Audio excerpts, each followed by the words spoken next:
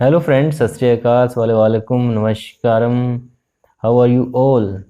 I hope you are all doing well and I hope you are all safe from this pandemic. I hope you are taking all the precautions that are needed from saving this pandemic to stay away from this pandemic.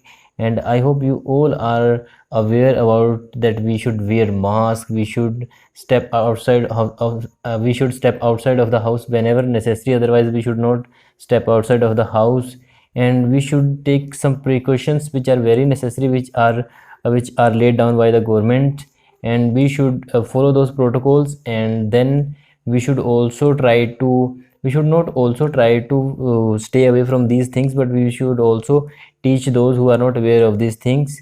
And I hope you all are very much studied, you all are very much aware about this thing. So I will not go further, I will come to the today's point. So today we are going to discuss a very important, a very famous poem actually. And there is a novel of this title also, and it is Ulysses. I hope you all are aware of this poem. Ulysses has been written by Alfred Lord Tennyson. Alfred Lord Tennyson, who was born in 1809 and died in 1892, and one of the best representative of the Victorian age. Okay, in Victorian age, though novel was in prevalent, poets like Alfred Lord Tennyson and Robert Browning and Elizabeth Barrett Browning and such kind of poets, make alive the poetry once again. They keep the poetry, they keep the tone of the poetry, they keep the lyrics of the poetry, and they keep poetry alive in Victorian age also. So today we are going to discuss this poem only. This poem is in the form of a dramatic monologue. I hope you are all aware of the dramatic monologue. It is a very simple technique. Okay, the poem is based on the incident from Odyssey, an epic by the great Greek poet Homer. It tells the story of Ulysses, the king of Ithaca in Greece. He takes part in the war of Troy, and before coming back to Ithaca, wanders for 10 years through many lands and seas. But now, living in Ithaca with his wife Penelope and his son Telemachus, he feels restless. He longs to go once again on new adventures. In this poem, Tennyson depicts the inner restlessness of Ulysses. He does not want to rest in rest, he wants to shine in use. Okay, so simple मैं बताऊं तो dramatic monologue है ये poem, और एक incident में based है जो ओडिसी से लिया गया था। ठीक है, ये कहानी बताता है यूलिसिस की, किंग ऑफ इथाका का, जो इथाका का किंग है जो कि ग्रीस में है। ठीक है, उसने पार्ट लिया था वॉर ऑफ ट्रोय में, और जब वो वापस आ रहा था इथाका में तो वो 10 सालों के लिए इधर उधर घूमता रहा था। ठीक है, और जब वो वापस आ गया इथाका में अपनी बीवी के साथ बैठा हुआ है जो इसका नाम पेनिलोप है, और उसके अपने बेटे के साथ जिसका नाम टेलीमैकस है, तो वो रेस्टलेस फील कर रहा है। ठीक है, वो दोबारा एडवेंचर्स पे जाना चाहता है, वो दोबारा लड़ाइयाँ लड़ना चाहता है, दोबारा वर्ल्ड को देखना चाहता है। ठीक है, और इस पोइम में टेनिसन ने उसी रेस्टलेस को बताया है, और वो बताता है कि वो पड़े पड़े ऐसे उसको मतलब जंग लग जाएगा, उसका ये मानना है। तो वो चाहता है कि उसको जंग ना लगे।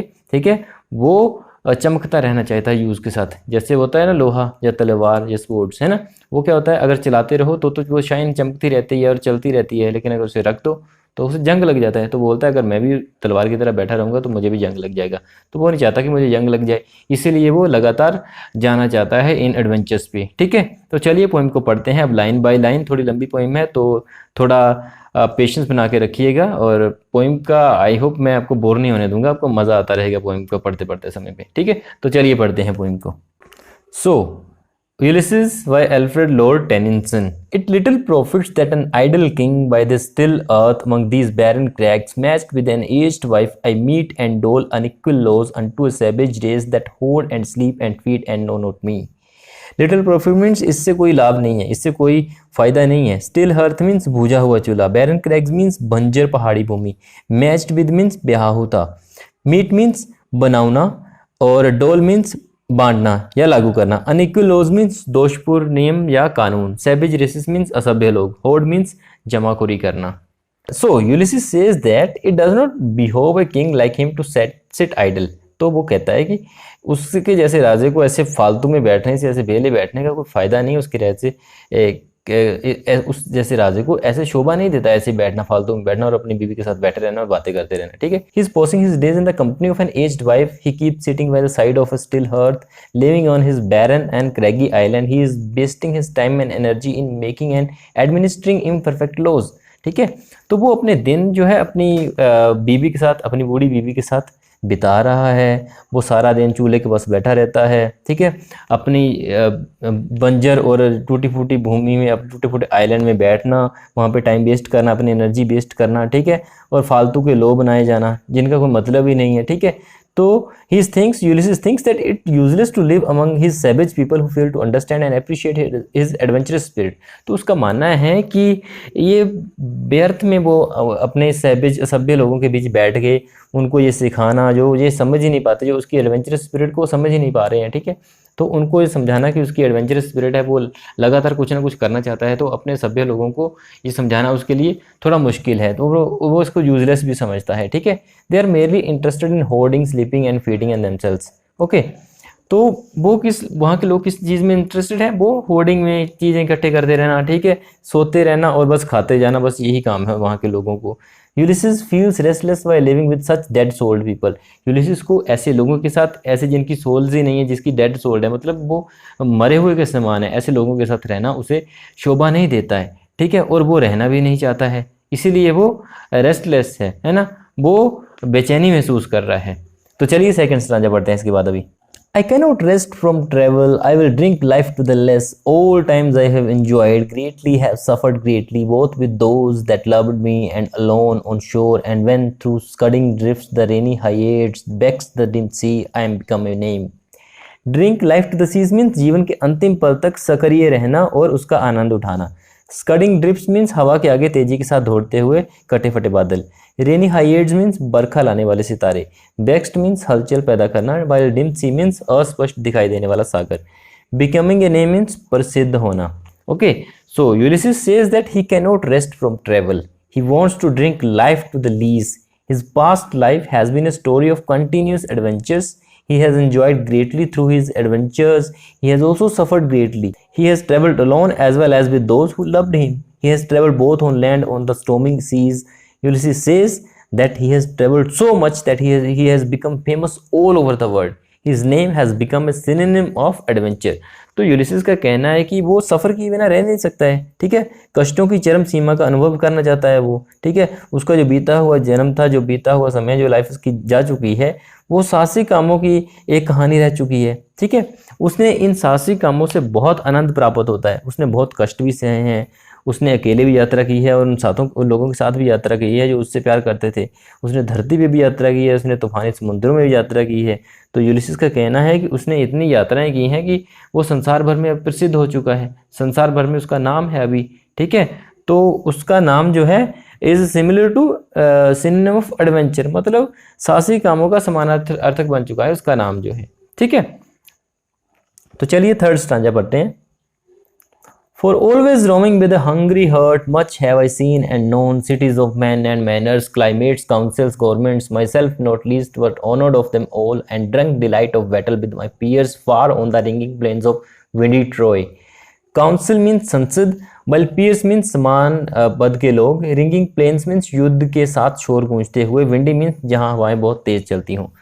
तो Ulysses says that he has always been roaming with a hungry heart. He has seen many lands and cities. He has gained much knowledge of men and their manners. He has known about the climates of various lands and their forms of government and their parliament. तो Ulysses का कहना है कि वो हमेशा एक भूखे दिल के साथ घूमता रहा है। उसने बहुत सारी शहर देखे हैं, बहुत सारी जगहें देखी हैं। तो उसने इस संसार के बारे में और इस संसार के लोगों के बारे में, उनकी मैनर्स के बारे में बहुत ज्ञान, बहुत नॉलेज प्राप्त कर ली है, ठीक है। तो उसने अलग अलग भूमियों की, अलग अलग तापमान के बारे में, अलग अलग क्लाइमेट्स के बारे में, अलग अलग भूमियों की गवर्नमेंट्स के बारे में, उनके पार्लियामेंट के बारे में नॉलेज गेन कर ली है, ठीक है। So Ulysses says that through his travel he was able to understand his own inner urge also. He was greatly honoured wherever he went. तो यूलिसिस का मानना है कि उसने अपनी यात्राओं के दौरान अपनी इनर अर्ज को भी समझ लिया है कि उसका अंदर क्या चाहता है, वो दिल से क्या चाहता है। तो उसको उसने समझ लिया है अपने ट्रेवल्स के दौरान, ठीक है। और वो जहाँ भी कहीं भी गया है वहाँ उसे इज्जत ही मिली है, बहुत ज़्यादा इज्जत मिली है वो जहाँ भी गया है, ठीक है। Ulysses recalls the war of Troy in which he took part. He says that he drank the delight of battle with his peers. He fought with them on the ringing plains of windy Troy. तो Ulysses कहता है कि Ulysses कहता है, Ulysses अब war of Troy को याद करता है जिसमें उसने पार्ट लिया है। ठीक है, वो कहता है कि उसने अपने बराबर के योद्धाओं के साथ युद्ध करने का आनंद प्राप्त किया। उसने उनके साथ तेज विंडी जो ग्राउंड्स थे, विंडी शोर करने वाले जो मैदान थे, वहां पे युद्ध किया था उसने अपने अपने बराबर के लोगों के साथ। ठीक है, I am part of all that I have met, yet all experience is an arch where through gleams that untraveled world whose margin fades forever and forever when I move. Arch means द्वार, where through means जिसमें से, gleams means चमकना होना, चमकदा या चमकना, untraveled means यात्राओं के दौरान ना देखा गया, margin means shore, while fades means धुंधला पड़ता जाता है। ठीक है, so Ulysses says that he is a part of all that he has met. ठीक है, तो यूलिसिस कहता है कि वो यहाँ पे भी गया है, उन चीज़ों का वो एक भाग बन गया है, एक भाग्य बन गया है। ठीक है, it means that he has gained rich experience from all he met and saw. इसका मतलब ये है कि वो यहाँ कहीं भी गया है, वहाँ का उसने रिच एक्सपीरियंस किया है, वहाँ का उसने बहुत ज़्यादा ज्ञान किया है। यहाँ पे भी गया है, जिससे भी मिला है, जिसको भी उसने देखा है, उसके बारे में उसने पूरा ज्ञान प्राप्त किया है। Yet he is not satisfied with what he has learned, he says that all experience is merely a gateway to more experience. लेकिन फिर भी इतनी जगह पे जाने के बाद भी, इतनी जगहों की नॉलेज लेने के बाद भी वो अभी भी सेटिस्फाई नहीं है। ठीक है, संतुष्ट नहीं है वो कहता है कि एक जब आप एक्सपीरियंस प्राप्त करते हो ना, तो वो एक गेट होता है, एक रास्ता होता है दूसरे एक्सपीरियंस के लिए। मतलब एक एक्सपीरियंस जब आप कोई गेन करते हो तो वो और एक्सपीरियंस जाने के लिए एक रास्ता बनता है। सिंपली करता हूँ इस चीज़ को, आप किसी क्लास में पास हो जाते हैं ना, मान लो BA फर्स्ट सेमेस्टर में पास हो गए आप, तो वो तो आपको मिल गया एक्सपीरियंस BA फर्स्ट सेमेस्टर का, लेकिन सेकंड सेमेस्टर का साथ में शुरू हो गया। तो वो आपको, जब आप कोई एक एक्सपीरियंस गेन करते हो तो आपको वो दूसरे एक्सपीरियंस गेन करने के लिए रास्ता खोल देता है। ठीक है, तो चलिए आगे बढ़ते हैं। The untravelled world of experience is limitless, its margin seeds farther and farther as we move towards it. In other words there can be no end to the world of experience. वही बात, तो वो कहता है जब आप किसी जगह का एक्सपीरियंस लेते हो, किसी जगह इस वर्ल्ड में किसी भी जगह एक्सपीरियंस लेना लिमिटलेस है। मतलब पूरे देश को, पूरी दुनिया को घूम पाना, पूरी दुनिया का ट्रैवल करना, पूरी दुनिया के बारे में ज्ञान प्राप्त करना तो लिमिट नहीं है। तो आप जितना ज़्यादा ले सकते हो उतना ज़्यादा आपके लिए सही है। ठीक है, जैसे जैसे आप और ज्ञान लेते जाते हो, आपको लगता है कि और ज्ञान लेने की ज़रूरत है, आपने तो कुछ भी नहीं लिया है। ठीक है, तो अगर सिंपल शब्दों में बात करें तो वही मैंने पहले बताया जो आपको, कि इस दुनिया में एक्सपीरियंस का कोई अंत नहीं है। Experience is equal to infinity, कोई अंत नहीं है उसका। ठीक है, तो चलिए नेक्स्ट राजा पढ़ते हैं। How dull it is to pause, to make an end, to rust unburnished, not to shine in use, as though to breathe were life, life piled on life were all too little, and of one of to me little remains, but every hour is saved from that eternal silence something more, a bringer of new things, and while it were for some 3 suns to store and hoard myself, and this grey spirit yearning in desire to follow knowledge like a sinking star beyond the utmost bound of human thought. Post means रुक जाना, rust means जंग लग जाना, अनबर्निश्ड means बिना रगड़ खाए या polish किए हुए, life piled on life means एक के बाद एक करके अनेक जीवन, एटर्नल साइलेंस मीन्स स्थायी खामोशी, वाइल मीन्स बुरी या घटिया बात, to store and hold means बिना प्रयोग किए या जमा किए रखना, ग्रे स्पिरिट मीन्स भूखी आत्मा या बूढ़ी आत्मा, सॉरी, ग्रे स्पिरिट मीन्स बूढ़ी आत्मा, सिंकिंग स्टार मीन्स डूबता हुआ तारा, बाउंड मीन्स सीमा। Okay, so Ulysses says that a life of inaction is dull and monotonous. Ulysses का मानना है कि काम के रहित जो लाइफ होती है, काम के बिना जो लाइफ हम करते हैं, वो अकाऊ होती है और वो नीरस होती है। ठीक है, he thinks it dull to pause and to make an end. ठीक है, उसका मानना है वो रुक जाने को बोलता है कि मतलब आपकी लाइफ का एंड हो गया। वो आप अगर आप कोई काम नहीं ना करते हैं तो उसका मानना है कि आपकी लाइफ का एंड वहीं पे हो जाता है जहाँ पे आप काम करना बंद कर देते हैं। ठीक है, रेस्ट इज रस्ट। ठीक है, उसका मानना है कि आराम हराम है। अगर सिंपल बात में करूँ, रेस्ट इज रस्ट मीन्स आराम हराम है। ठीक है, an unburnished body like an unpolished metal gets rusted, it is only in use that one can shine, mere breathing is own life. ठीक है, तो बोलता है जब आप किसी बॉडी को यूज़ नहीं ना करते हो तो उसको जैसे कि आप किसी मेटल को यूज़ ना करो तो उस पर जंग लग जाता है ना, तो बॉडी पे भी ऐसा ही है। जब बॉडी को यूज़ नहीं करोगे ना तो बॉडी को भी जंग लग जाएगा। ठीक है, इसी तरह से अगर आप बॉडी का इस्तेमाल करते रहोगे तो वो शाइन करते रहेगी, दिन प्रतिदिन शाइन करती रहेगी। ठीक है, और उसका मानना है कि केवल सांसें लेना जिंदगी नहीं होती। ठीक है, one has to do hard work every time and every day. Okay, so Ulysses thinks that even a number of lives, one after the other, would be insufficient to satisfy his lust for knowledge and adventure. So Ulysses का मानना है कि अगर उसे बहुत सारी ज़िंदगियाँ भी दे जाएं, एक के बाद एक ज़िंदगी भी दी जाए, तब भी वो काफ़ी नहीं होगी उसकी नॉलेज की भूख को, उसके एडवेंचर की भूख को, उसके एडवेंचर की लस्ट को, नॉलेज की लस्ट को सेटिस्फाई करने के लिए, ठीक है। But unfortunately he has been given only one life and of that one life too very little remains. लेकिन दुर्भाग्यपूर्ण उसे सिर्फ एक ही ज़िंदगी दी गई है और वो भी बहुत, उसका भी बहुत कम हिस्सा भी बाकी है, बहुत छोटी रहती है वो भी अभी, है ना। So he wants to save every moment from that which brings eternal silence. तो वो उस हर मोमेंट को सेव करना चाहता है डेथ से, जो कि आपको पता है death means makes an end to everything. तो डेथ का मतलब है कि जो पूरी तरह से इंसान को शांत कर देती है, जो पूरी तरह से इंसान को चुप करवा देती है, ठीक है। So he wants to utilise these moments to gain more of knowledge and experience. तो वो इसी लाइफ को, इसी मोमेंट्स को यूटिलाइज करना चाहता है ताकि वो और ज़्यादा नॉलेज ले सके, और ज़्यादा एक्सपीरियंस ले सके, ठीक है। He wants that every moment should be harbinger of new things. तो उसका मानना है कि वो चाहता है कि वो हर पल नए नए अनुभवों को प्राप्त करे, हर पल नए नए अनुभव सीखे, ठीक है। So Ulysses has confined himself to his land for 3 years. He has gained no experience. He thinks it very shameful on his part. Though he has become old, yet he has an intense desire to seek more knowledge. He wants to follow knowledge like a sinking star beyond the utmost bound of human thought. Ulysses has become old, therefore he compares himself to a sinking star. तो Ulysses ने अपने आप को अपनी धरती पे लगभग 3 सालों के लिए बंद रखा था, 3 सालों के लिए वो रहा था अपनी धरती पे, ठीक है। और 3 सालों तक उसने कोई भी नया एक्सपीरियंस, कोई भी नया अनुभव नहीं किया था।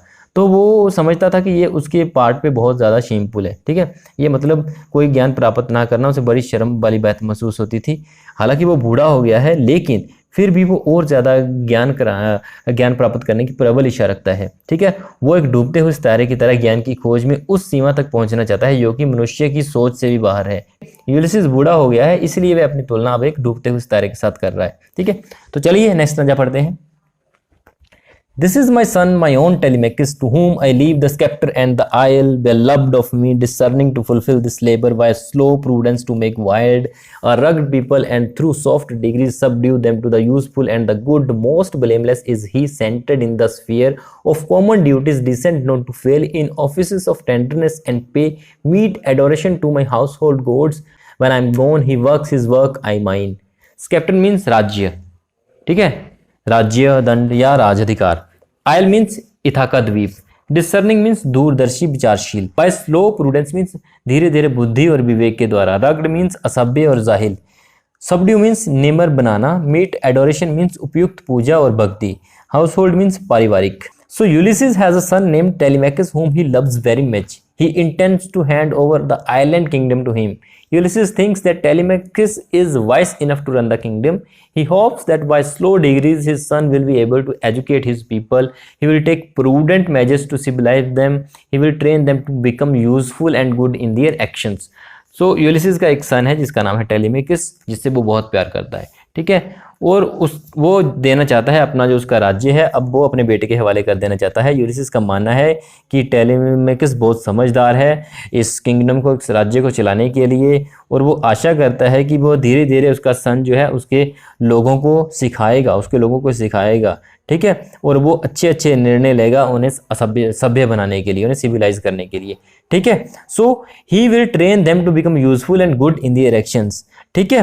वो उन्हें ट्रेनिंग देगा, वो उन्हें शिक्षा देगा जिससे कि वो लाभदायक और अच्छे काम कर सकें, ठीक है। सो Ulysses is full of praise for his son. He says that Telemachus has no blemish in his character. He is quite experienced in the spheres of common duties. He is so good that he can't fail in his duties of love and regard. He will also worship gods in a proper way. Ulysses is certain that when he is gone, Telemachus will be able to do all his duties in an efficient manner. ठीक है।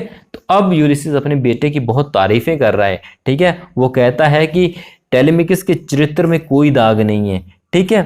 वो बहुत ज़्यादा experience है अगर बात की जाए कॉमन ड्यूटीज़ की, ठीक है। कॉमन क्षेत्र में ये अनुभव की अगर बात की जाए तो उसके बेटे को बहुत अनुभव है उस फेज़ में, ठीक है। वो इतना अच्छा है कि वो अपनी ड्यूटीज़ में कभी फेल नहीं होगा, ना ही लव की ड्यूटी में, ना ही रिगार्ड की ड्यूटी में, ठीक है, मतलब प्यार और सत्कार संबंधी जितनी भी ड्यूटीज हैं वो पूरी तरीके से निभाएगा। He will also worship gods in A proper way, वो भगवान की जो पूजा भी वो भी अच्छे तरीके से करेगा। ठीक है, यूलिसिस का मानना है कि जब वो चला जाएगा तो टेलीमेकिस उसकी सारे ड्यूटीज निभाएगा अपने बिल्कुल अच्छे तरीके से, बिल्कुल कुशलतापूर्वक अपनी ड्यूटीज वो निभाएगा। ठीक है, तो चलिए नेक्स्ट स्टांजा पढ़ते हैं। There lies the port, the vessel puffs her sail, there gloom the dark broad seas. My mariners, souls that have toiled and brought and thought with me, that ever with a frolic welcome took the thunder and the sunshine, and opposed free hearts, free foreheads, you and I are old. Old age hath yet his honor and his toil. Death closes all, but something ere the end, some work of noble note may yet be done, not unbecoming men that strove with gods. Vessel means समुद्री जहाज, pups means हवा के साथ भर के फूले होना, gloom means धुंधला दिखाई देना, मैरिनर्स मीन्स नाविक, वाइल राउट मीन्स काम किया, फ्रोलिक मीन्स प्रसन्नता पूर्ण, और टोयल मीन्स मेहनत करना, आयर मीन्स इससे पहले, नोट अनबिकमिंग मीन्स शोभा योग्य, वाइल स्ट्रोव मीन्स यत्न करना, कोशिश करना। ठीक है, so Ulysses hears in his imagination the call of the sea. He sees the port and the puffed sails of his vessels. He also sees the dark broad seas. Okay, Ulysses को अपने मन में समुद्र का बुलावा सुनाई देता है, उसे बंदरगाह और अपने जहाज में हवा के साथ भरे बादवान दिखाई देते हैं, उसे अज्ञात विशाल सागर भी दिखाई देते हैं। Ulysses ask his fellow mariners to get ready for new voyages. They are men who have already toiled, worked and thought with him. They faced all the difficulties in a cheerful way. Thunder and sunshine were equally welcome to them. So Ulysses अपने साथी नाविकों से कहता है कि वो नई यात्राओं के लिए तैयार हो जाएं। वो इस तरह के आदमी हैं जिन्होंने यूलिसिस के साथ पहले भी कई तरह के कष्ट सहे हैं, उन्होंने पहले भी मिलकर अनेक काम किए हैं और उसकी तरह ही सोचा है, उन्होंने सारी कठिनाइयों का सामना खुशी खुशी किया है। वर्षा और धूप उनके लिए समान रूप से आकर्षित हैं। ठीक है, उसके बाद Ulysses says that his fellow mariners have become old like him, but their old age should not deter them from their new adventures. One can toil and win honour even in one's old age. तो Ulysses कहता है कि उसके जो fellow mariners हैं वो भी उसी की तरह अब बूढ़े हो चुके हैं, लेकिन उनकी ओल्ड एज है वो उनको न्यू एडवेंचर करने से कभी नहीं रोकेगी। ठीक है, उनका जो बुढ़ापा है उन्हें नए साहसिक काम करने में रुकावट नहीं बनना चाहेगा। One can toil and win honour even in one's old age. मनुष्य अपने बुढ़ापे में भी मेहनत कर सकता है और सम्मान प्राप्त कर सकता है। ठीक है, Ulysses says that puts an end to man's activities, it closes all doors of action, but before that end comes some work of noble note can also be done. Okay, Ulysses कहता है कि Ulysses का मानना है कि मौत जो है मनुष्य की सारी क्रियाओं को खत्म कर देती है, सारे कामों को खत्म कर देती है, ये काम के सारे दरवाजों को बंद कर देती है, लेकिन उसके आने से पहले कोई ना कोई भला काम, कोई ना कोई अच्छा काम जरूर किया जा सकता है। ठीक है, now Ulysses and his men fought with gods in the war of Troy. They have the power and courage to strive with gods. Ulysses wants to do something that would be worthy of such men. Ulysses और उसके आदमियों ने gods के साथ भी fight की थी war of Troy में। ठीक है, उनके पास पावर है, उनके पास वो करेज है, उनके पास वो हिम्मत है, वो ताकत है कि वो भगवान से भी भिड़ जाएं, वो देवताओं के साथ भी भिड़ जाएं। यूलिसिस कुछ ऐसा करना चाहता है जो कि इस प्रकार के लोगों के लिए शोभा योग्य हो, जैसे कि उसके दोस्त हैं या वो है। ठीक है, तो चलिए नेक्स्ट राजा पढ़ते हैं। The lights begin to twinkle from the rocks, the long day wanes, the slow moon climbs, the deep moans round with many voices. Come, my friends, it's not too late to seek a newer world. Push up and sitting well in order's might. The sounding furrows for my purpose holds, to sail beyond the sunset and the wars of all the western stars until I die. Wane means ढलना, the deep means Sagar, so moans means कहराना, smite means कूटना या सुटना, furrows means लहरें, while purpose means उद्देश्य, the baths of all the western star means प्राचीन यूनानी ये विश्वास करते थे कि सितारे असल में समुद्र में ही जाके डूब या छिप जाते हैं। ठीक है, तो चलिए इस स्टांजे की एक्सप्लेनेशन देखते हैं। The sun has set and it is going to be night. The lights are twinkling from the rocks of Ithaca. The moon is climbing slowly into the sky. The low grave sounds of the sea are heard from all sides. सूरज डूब चुका है और रात होने वाली है। ठीक है, इथाका की चट्टानों में दीपक चमक रहे हैं, चांद आकाश में धीरे धीरे उदय हो रहा है, सारी ओर से सागर की गंभीर और धीरे धीरे आवाजें आ रही हैं। Ulysses calls his fellow mariners to set out on the new voyage. Though they have reached the evening of the life yet it is never too late to seek a new world. ठीक है, और Ulysses अपने साथी नाविकों को नई यात्रा शुरू करने के लिए बुलाता है। हालांकि वो अपने जीवन की इवनिंग तक पहुंच गए हैं, अपने जीवन के शाम के समय तक पहुंच गए हैं, फिर भी इतनी देर नहीं हुई है कि वे किसी नई दुनिया की खोज करने में असमर्थ हो जाएं। So Ulysses asks the fellow mariners to push off the shore immediately. He wants them to take their respective places in the ship and beat the sounding waves of the sea with their oars. Ulysses is determined to sail even beyond the place where the stars sank into the sea. The Greeks believed that the sun and the stars actually sank into the sea after they had set in the west. Ulysses is determined to continue sailing even beyond the place where the sun and the stars set. He wants to continue his voyages of discovery till he dies. Ulysses अपने साथी नाविकों से कहता है कि वो तुरंत समुद्र तट की ओर चल पड़े। वह चाहता है कि वो सारे जहाज अपनी अपनी जहाज़ों में अपनी अपनी जगह ले लें और अपने चप्पुओं के साथ समुद्र की शोर करती हुई लहरों को धकेलना शुरू कर दें। यूलिसिस ने फैसला किया हुआ है कि वो उस स्थान से भी आगे जाएगा जहाँ तक कि समुद्र में सितारे डूबते हैं। यूनानियों का ये विश्वास था कि सूरज और सितारे असल में पश्चिम में छुपने के बाद आराम करने के लिए समुद्र में चले जाते हैं। यूलिसिस ने ये निर्णय किया हुआ है कि वह उस स्थान से भी आगे तक यात्रा जारी रखेगा यहाँ सूरज और सितारे डूब जाते हैं। वो अपनी खोज संबंधी, अपनी एडवेंचर समुद्री यात्रा को अपने मरने तक जारी रखना चाहता है। तो चलिए नेक्स्ट स्टांजा पढ़ते हैं। It may be that the gulfs will wash us down, it may be we shall touch the happy isles and see the great Achilles whom we knew. Gulf means गहरे सागर की ऊंची उठती हुई लहरें। Happy आइल्स means Africa के पश्चिमी तट के नज़दीक स्थित कैनरी द्वीप समूह, जिसको प्राचीन यूनानी लोग मौत के बाद प्राप्त होने वाली स्वर्ग भूमि माना करते थे। एक्लिस मीन्स प्रसिद्ध यूनानी योद्धा जिसने ट्रोय की लड़ाई में भाग लिया था, जिसने ट्रोय की लड़ाई में हिस्सा लिया था। Ulysses says that they might be drowned in some deep sea, or it might be possible that they reach the happy isles, the Greek paradise, where the virtuous were supposed as living after death. Ulysses says that if they are able to reach the happy isles, they will be able to see the great Achilles there. Achilles was the famous Greek hero who killed Hector in the war of Troy. So Ulysses कहता है कि हो सकता है वो किसी गहरे समुद्र में डूब जाएं, या हो सकता है कि वो हैप्पी आइल यहाँ पे वो हैप्पी आइल में पहुँच जाएं। यहाँ पे यूनानियों का वो स्वर्ग स्थान है, यहाँ पे समझा जाता है था कि पवित्र आत्मा वाले लोग अपने मरने के बाद वहीं पे रहते हैं। तो यूलिसिस कहता है कि अगर वो हैप्पी आइल में भी पहुँच जाएं तो भी कोई बात नहीं है, अगर वो वहाँ पे पहुँच जाते हैं तो वहाँ पे एक्लिस से मिल सकेंगे। एक्लिस आपको पता है प्रसिद्ध यूनानी योद्धा था जिसने ट्रोय के युद्ध में हेक्टर को मारा था।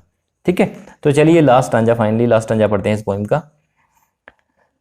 Though much is taken, much abides, and though we are not now that strength which in old days moved earth and heaven, that which we are one equal temper of heroic hearts, made weak by time and fate, but strong in will, to strive, to seek, to find, and not to yield. Abides means बाकी रहना, strive means यत्न करना, कोशिश करना, seek means ढूंढना, yield means हार ना मानना। Okay, yield means हार मानना। So Ulysses says that though old age has taken away much of their strength and energy, yet much remains even now. It is true that they don't have the same physical strength as they had in their youth. In their youth, they were able to move even earth and heaven. Now they are not what they used to be. But still, says Ulysses, they are what they are. Ulysses कहता है कि हो सकता है कि बुढ़ापे में उनकी वो शक्ति या बुढ़ापे ने उनकी यो शक्ति या योग्यता को खो लिया है, लेकिन अभी भी उनके पास बहुत कुछ बचा है। ये सत्य है, उनके पास वो शक्ति नहीं है जो उन्हें जवानी में हुआ करती थी। ठीक है, जवानी में तो वो धरती और आकाश को भी हिला सकते थे। तो यूलिसिस कहता है कि वो वैसे तो नहीं है, लेकिन वो अब जैसे हैं वैसे ही हैं। ठीक है, इन other words, though they don't have the strength of the youth, they have a strong will power, they have heroic hearts, they have been made weak by time and fate, yet they are strong in their will. They have the iron will to strive, to seek, to find and never to yield. ठीक है, अगर दूसरे शब्दों में बात करें तो उनके पास अभी पहले जैसे ताकत नहीं रही है, लेकिन उनके मन, उनकी विल पावर, अभी भी उनकी इच्छा शक्ति अभी भी उतनी ही स्ट्रॉन्ग है जितनी कि पहले हुआ करती थी। उनके दिल योद्धा जैसे हैं। ठीक है, वक्त और किस्मत ने उन्हें कमज़ोर बना दिया है, लेकिन फिर भी उनकी इच्छा शक्ति आज भी उतनी ही स्ट्रॉन्ग है, आज भी उतनी ही प्रबल है। ठीक है, उनमें फौलादी इच्छा शक्ति है जो हमेशा कोशिश करते रहने की, खोज करते रहने की, सफल होने की और कभी हार ना मानने की उन्हें शिक्षा देती है। ठीक है, तो यहीं पे हमारी ये पोएम, ये ग्रेट पोएम फाइनली ख़त्म होती है। आई होप कि आपने कुछ ना कुछ ज़रूर सीखा होगा इस पोएम से। और ये पोएम हमको भी बहुत ज़्यादा कुछ सिखाती है, हमें भी स्ट्रेंथ से भरती है। जब भी हम अपनी लाइफ में लो फील करें तो हमें यूलिसिस के बारे में सोचना चाहिए कि यूलिसिस के पास कैसी विल पावर थी। इवन बुढ़ापे में भी वो लड़ना चाहता था, बुढ़ापे में भी वो एडवेंचर करना चाहता था और वो बैठना नहीं चाहता था। ठीक है, तो इसी तरीके से हम यूलिसिस की लाइफ से बहुत कुछ सीख सकते हैं। आपको आपने इस पोएम से क्या सीखा कमेंट सेक्शन में ज़रूर बताइएगा। और आई डोंट थिंक कोई डाउट होना चाहिए, but still if you have any doubt please write it in the comment section and I will try to answer your question. And आज के लिए फिर इतना ही, फिर मिलेंगे एक नई वीडियो के साथ। तब तक के लिए वीडियो को लाइक शेयर कर दीजिए, कमेंट कर दीजिए और चैनल को सब्सक्राइब कर दीजिए और बेल आइकन को भी प्रेस कर दीजिए ताकि आपको जब भी हमारे चैनल पे कोई भी वीडियो आए आपको नोटिफिकेशन मिल जाए। Thank you very much for joining the lecture. Have a great day.